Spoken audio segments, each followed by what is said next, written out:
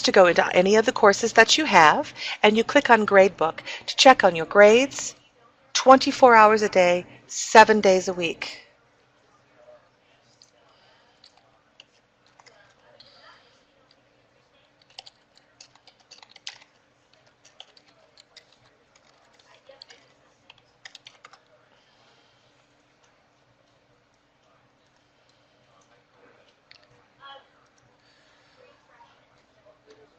Okay, that's great.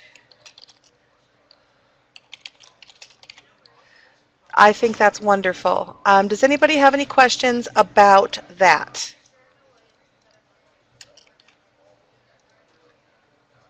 Nope? Okay, great. Alrighty, so this is how you get into your courses. Here's community, and that's for high school students. Here's the progress. Your message center. I'll be sending a lot of messages. I'm going to be sending mostly messages that go, if they're the weekly messages, they will go to both your email and your messages, but you can also message me from here. That's probably the fastest way to get a hold of me is through messaging, and that would be just Compose, Message Center and Compose. And that's also where you get all of your messages from me. This is where you add your attendance up here, the little seat. So that's all that is. Okay? Now I want to talk to you about your syllabus. So here is the syllabus. It's introducing myself to you. Please, unless you have a question, we can hold off. Okay, thank you so much for that. The announcements, you can talk to me about those maybe in a private chat or in a separate way. However, this is something I want to present to the entire class because it is very important that everyone reads it.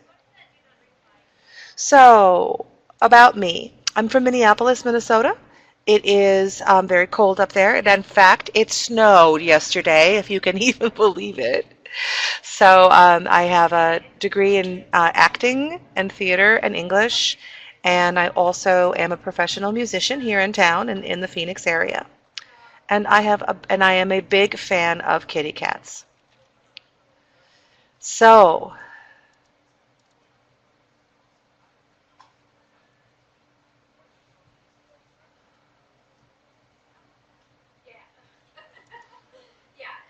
great. Your expectations are that you work at least 3 hours per class per day. Basically, what that means is most students are taking 2 classes. So what that's going to do is that's going to mimic the brick and mortar, your actual physical classroom classes. So it takes approximately 3 hours a day to do each course. If it takes a little bit more or a little bit less, that's up to you. We're just saying that this is a suggestion for you. Your synchronous sessions, where we are right now. This is the link to go where you are. They are required, whether you listen to them with us or separately. I will be sending out something called a Google survey or a Google form that I just call a short survey. I call them a survey. It's just going to be 5 to 6 questions each week for you to get your full synchronous surveys.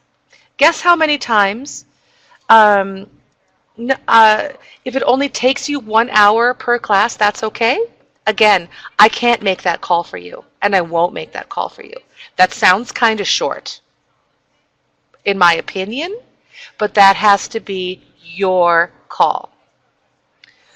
A bunch of monkey mucks over here have determined that it takes students approximately 3 hours per lesson based on grade level. So if it only takes you an hour, I do want to make sure that if you're getting really good grades with that, then that's your answer.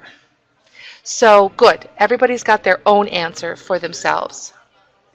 Okay, so you can book sessions with me if you'd like. And that's great. So tell me, I see that some people have pets and cats. Does anybody else have any pets?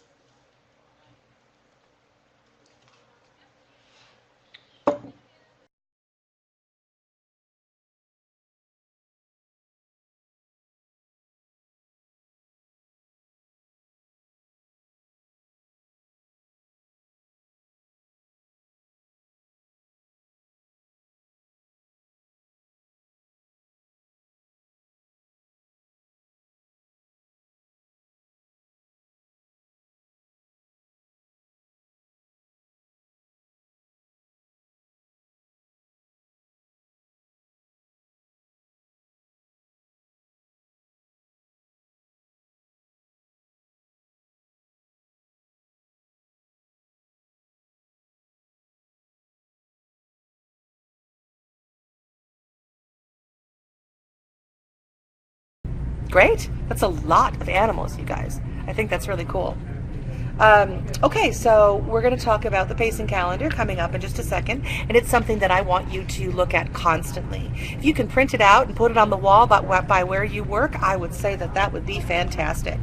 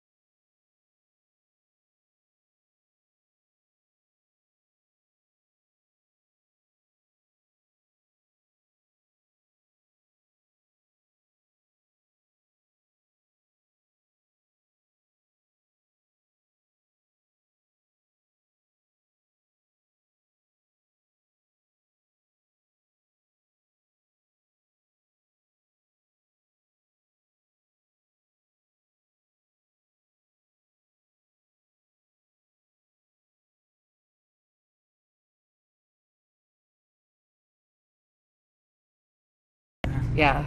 So, well, he made one sexist comment, and he won't stop talking about everything under the sun. Then he said, "Can we get class started now? Can we get class started now?" What grade is he? 7. Yeah, he needs to just tell me if there's any more negative comments, I'm taking you out of the session. Okay, guys, here we are. So these are the projects that we're going to be doing. I want you to keep in mind that projects are 30% of your grade. 30%. It's the largest amount per grade. I'd like you guys to stop typing now, please. We're going to keep going and reviewing what we're doing. Okay. Thank you so much. I'm going to put you on hold for just another second.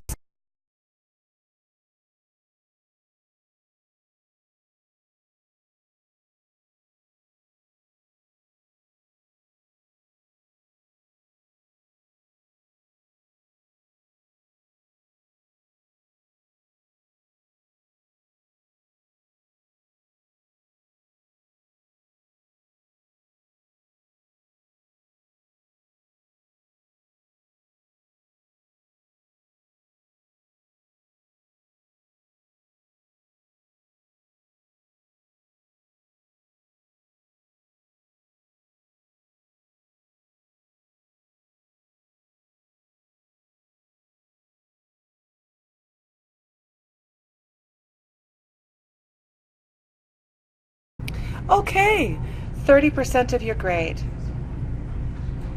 Your discussions are 15% of your grade. Your discussions are 15% of your grade.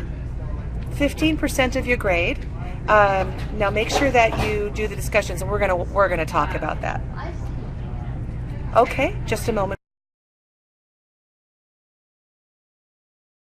It's taking a little bit. Okay, yeah, I know the mic's on. Here we are. We're ready to go. I'm recording. So, Annalyn, you good? Diamond, Drea, Jonathan, we're good? Okay. Synchronous sessions, we know there's 15%. Good. Okay. So, and we know that, and so we're taking the synchronous sessions now, and I'm going to tell you a little bit about the surveys / little tiny little quizzes that you can take. And the really, really good news about those is that you can take them as many times as you need in order to get the grade that you want. So let's say you've got a six question survey, and you only get 4 or 3 or 2 right even. You can go back in and take it as many times as you'd like to get the grade that you want. And I support that, and I will help you with that as many times as possible. You'll be getting a link in your emails and your announcements and your messages, just like the ones that I've already sent, that's going to tell you all about it. Okay, so let's talk about course extension requests. You don't need to know much about that now, but if you have a 40% or higher during the last week of the course, you can be considered for an extension request. Hey everybody, can you tell me how much you need to pass a course, how many percentage points you need to pass a course at Primavera.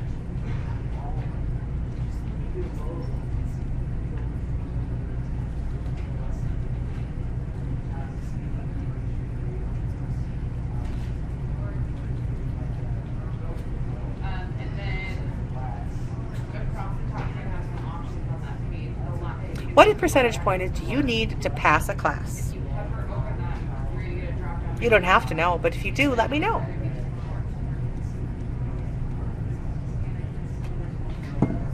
That's okay. Thank you for being honest. No, it's less than that. That's a B minus. Wouldn't that be nice? You keep typing and I'll come in really soon. Annalyn, you are correct. It is 60%. In order to pass a course here at Primavera Online Middle School, it's 60%. Very, very good. So good. You guys are all pretty close.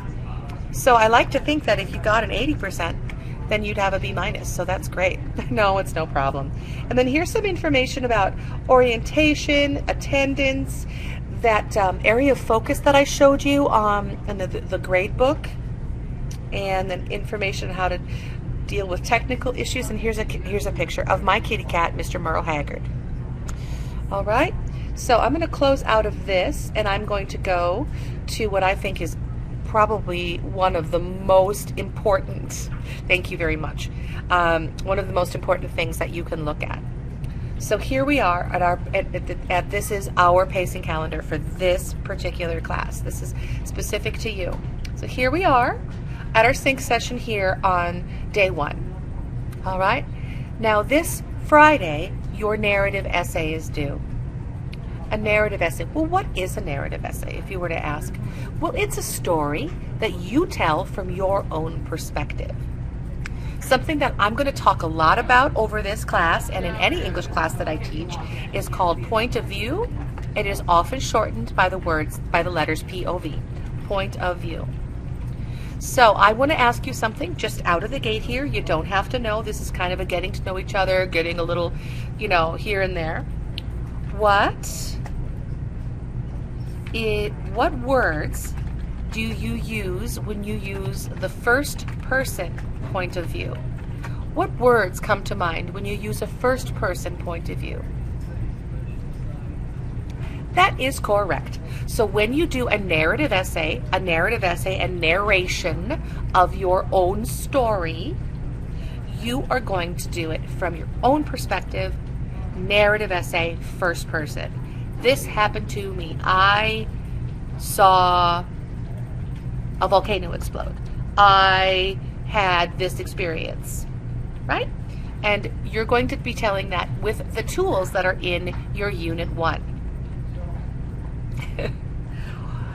What I really want you all to understand is that if for any reason you are confused by the project, are not exactly sure how to proceed, I want to make sure you understand it is a first-person story. You are telling a story from your life. That is the writing. However, if you have challenges, confusion, you feel overwhelmed, you just need a little bit of help or a lot of help, I really, really beg that you contact me. I am here to help. I have noticed in the time that I've been here that students feel very overwhelmed by projects sometimes. But if you break them down like we try to break them down through each unit, I think you'll do okay. Each time any of you types, I am aware that you're typing. I'm going to keep going because we want to, things got a little, slow and then kind of confusing, so I want to keep going forward. Anytime you type, I will make sure that I'm aware of your typing and come back to it. So, great. So then we've got our sync session next week, and look, we have no project 2 next Friday. Then you've got a close reading project, which can get a little confusing, so please stay in contact with me. That's okay, thank you very much. And then for lessons 4 and 5, it's good news. I always think this is good news when we can take projects and pretty much it's the same project into 2 chunks. It's the same project into 2 projects. So you're going to get credit for both project 4 and project 5 for one project. And it's about poetry. Don't be too scared. I got lots of options for you, okay? I went out and found a whole bunch of popular poems. You don't have to use those poems, but you may. All right? And there you go. And then finally, you're going to do a little digital poster, which is kind of going to be something like to end things up, be fun. You're going to have lots of pictures and slogans, and it can be funny and lots of fun. Okay, so this is one thing I want you to constantly look at. And this is in your syllabus, and I've sent it as well. Okay, let's get out of here. So let's talk about discussions. Can you tell me how much are discussions worth?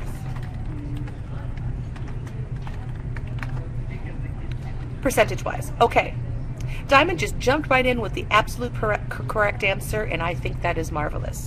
What I was going to ask is, it's the same as synchronous sessions. So both synchronous sessions and discussions are worth 15%. But there's something I really want you to know. We are not thinking about this yet. It's the second day of our course. But think about this. Number that your final exam in week 6 is worth also 15% of your grade. So that's 45% all put together. So that's an awful lot. So make sure you do your discussions. Make sure that you do your sync surveys, because they're really, to not have those will really hurt your grade. So let's talk about this. Each lesson requires how many posts? Each lesson requires how many posts? 2 is correct. Okay, so this is how we post. Let us say that there is 3 or 4 different questions posed to you. The first post is you choose one question to answer. Do not answer multiple questions in the first post or one post. Then you can answer another question from the post. And to really beef up your grade, you can answer a thoughtful post as your third one. I'm going to ask you a question. Will I be providing points if you say to your fellow students, good job, I agree, nice work, me too? Will you get any points for that?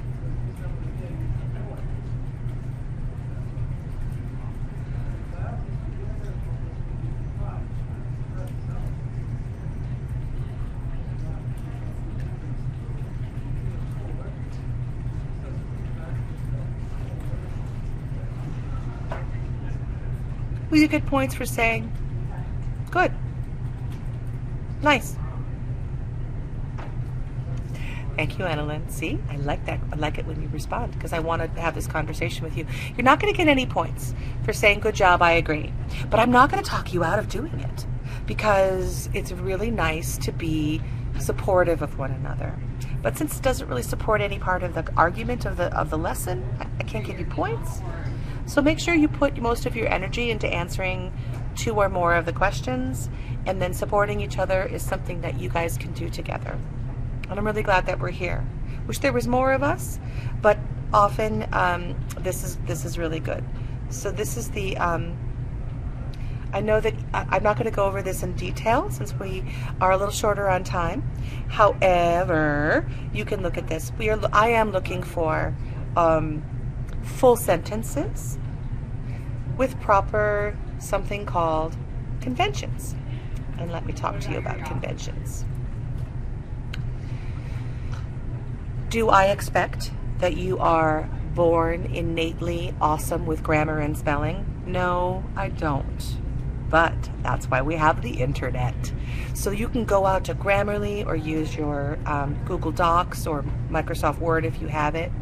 So what I'm going to be looking for is not only good that you write a good, thoughtful post, but that you have decent punctuation, decent capitalization, spelling, grammar, and sentence structure. There really is no reason that your spelling should be terrible because there's so many websites out there. I have noticed, and not only for middle school students, but across the board, that punctuation seems to not be a big thing. And I would assume, why do you think capital letters and stuff aren't that big of a deal anymore? What device makes us not so worried about our capitalization that does it for us? Yes, exactly. So when we're casually speaking with friends or family, we're not really worried about that sort of thing. However, I actually am very, very, very cognizant of that, but that's me. That's not everybody, and that's fine. However, when you're talking about this particular environment, you really want to make sure that that you have capitalization, punctuation, grammar, and sentence structure. When I say sentence structure, try not to do too much of a run-on, where it's a sentence that goes on and on and on and on and on without any punctuation, or something that's too short that doesn't have all the components of a sentence. Okay? So I will show you the thing that I think is the most important. Always, always, always, always, always. Sometimes? No. Always. Use a capital I when referring to yourself. Do you guys ever find that you don't do that?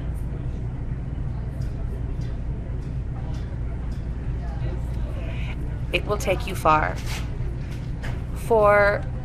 I don't know if you have, let's see. Again, so avoid run-on sentences. The best way to do that is to read something aloud. If you're taking more than a few breaths while reading one sentence, your sentence is too long. It's almost fail-safe. You're saying it out loud. Make sure you spell out you. I don't have a lot of problems with that. Don't plagiarize. So you're in a hurry and you're just ready to get going and you're like, oh, you know what? What that person says is exactly what I think. Synonyms are your friend. You don't have to reinvent the wheel, my friends. Just go out and use some synonyms. Okay? And then you won't get credit for agreeing with a classmate, but I don't discourage it. 1 answer per post, 2 posts per discussion. Very good. So I'm going to show you this particular piece of paper. Is anybody going to need this? Here is a view of a general course. How do you submit attendance? Dashboard, move around, launch. So here's something I will also send out to you and your parents. Okay, so let's look here. Did we cover everything? Let's talk a little bit more about Project One. I'm gonna have you guys listen to a project, a short video.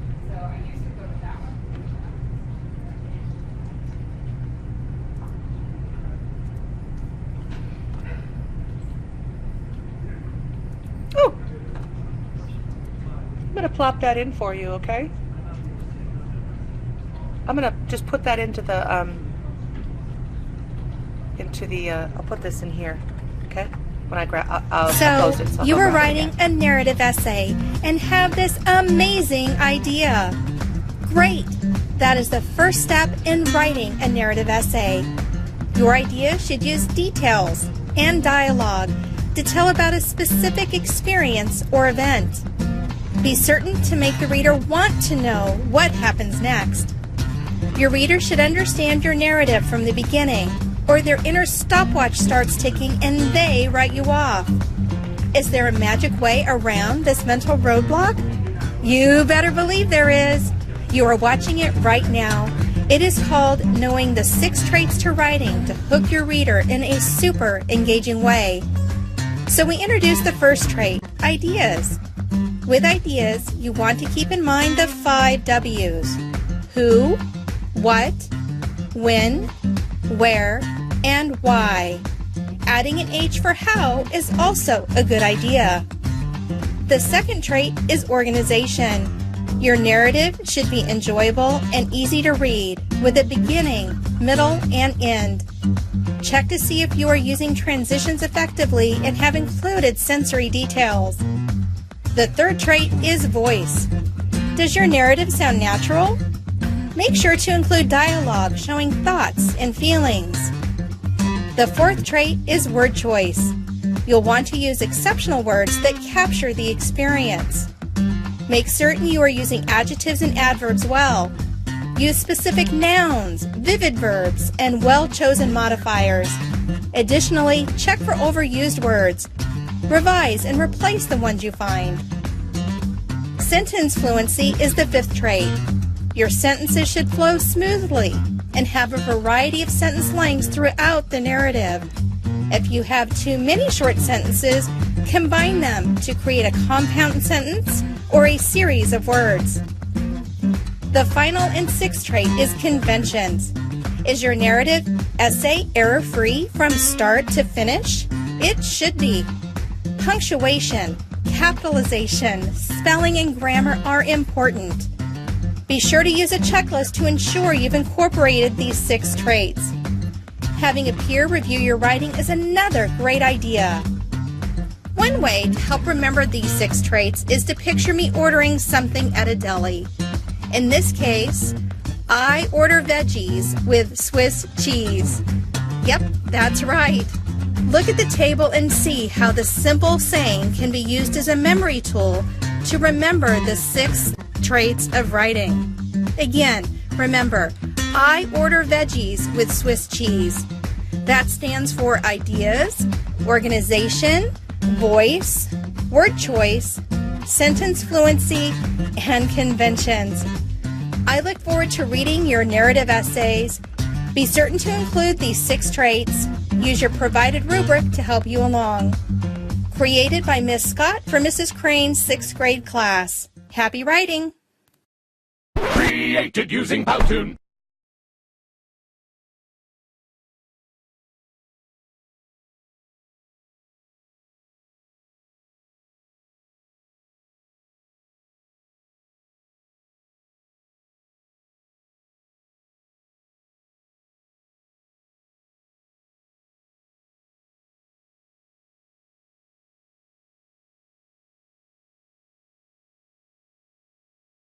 Did you find that to be a little, well, I don't know if you did find it to be very helpful, but I do hope that you did.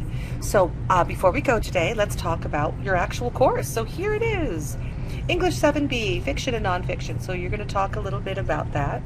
You're going to have the close reading, your academic vocabulary, your checkpoint, and then your first day of Project 1. So you'd be entering that yesterday, but you can enter it today. It's no problem. It's brainstorming. Then you've got 2 journeys, so you'll be finishing number 2 today. Forms of prose, and moving on with the close reading.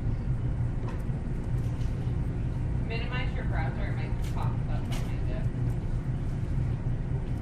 It's being a little slow for me right now. So, let's talk. I want to go once again, I want to talk about how things look in your course before we move on. So I want to thank you everybody for coming today, and I will be sending out your survey. All right.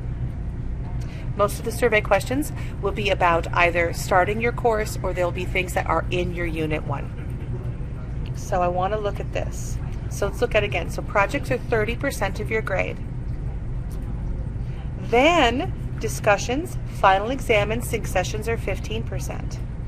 Then your exams and projects. So, yep, please keep typing. Throughout each course, you'll have discussions, you'll have grammar, you'll have checkpoints, you'll have workbooks. You can do the workbooks as many times as you want. You can do the sync sessions as many times as you want. And keep in mind, you may always ask me for retakes of your exams. Always. Always, always ask me. I want to remind you that this course is open book. You don't have to go out of your way and really, really make yourself crazy. You can always go back to the information. I will be checking for plagiarism on your projects, which I do for every single student that I teach, and we all do here. But everything else you can do open book for. Okay, so does anybody have any questions?